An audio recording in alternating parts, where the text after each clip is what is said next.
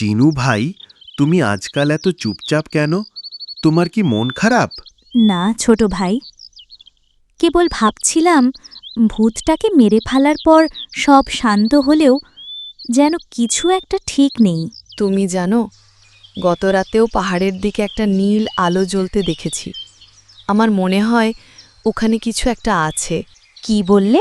নীল আলো? পাহাড়ে? এই কথা শোনার সাথে সাথে চিনু পাহাড়ের যাওয়ার জন্য যেই উড়াল দিল, অমনি তলোয়ারটি চিনুর হাত থেকে পড়ে গিয়ে বলল, চিনু, পাহাড়ের গভীরে ঘুমিয়ে আছে এক পুরনো অশুভ শক্তি। তুমি প্রস্তুত তো? হ্যাঁ, আমি প্রস্তুত।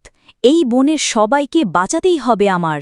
এরপর চিনু গাছের ডালে বসে চিন্তা করছিল। এমন সময় এক বানর এসে চিনুকে বলল, ওই হে সাহসী পাখি, তুমি কি পাহাড়ের দিকে যাচ্ছ? তুমি কি জানো সেখানে কি লুকিয়ে আছে? আমি জানি না, কিন্তু যদি কারোর কষ্ট হয় আর আমি না যাই, তাহলে এই তলোয়ার কিসের জন্য?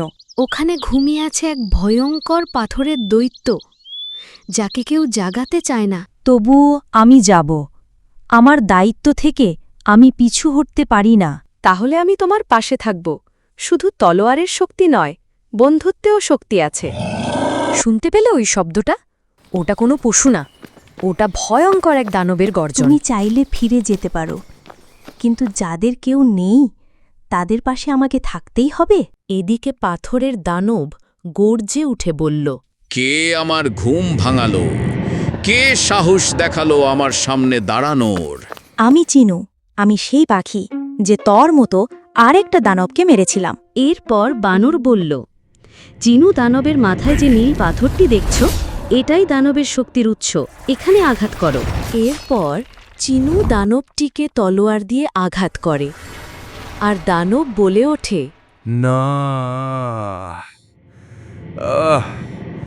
আমি আবার ফিরে আসব, আরও ভয়ঙ্কর রূপে। পাথরে দানবকে মেরে ফেলার পর সবার মুখে হাসি ফিরে আসে।